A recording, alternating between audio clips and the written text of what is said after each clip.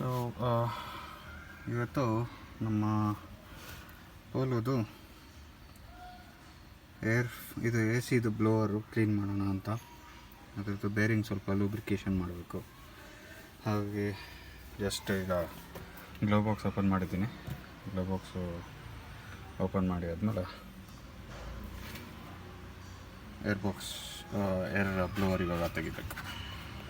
Removed and cleaned the blower and also lubed the bearings bottom and top, and also cleaned the inlets and the passages of the air over there.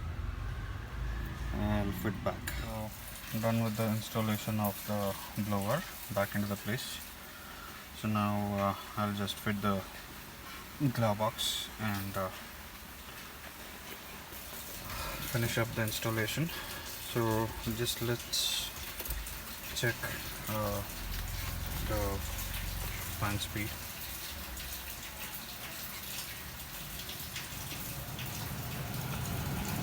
There are absolutely no vibrations right now.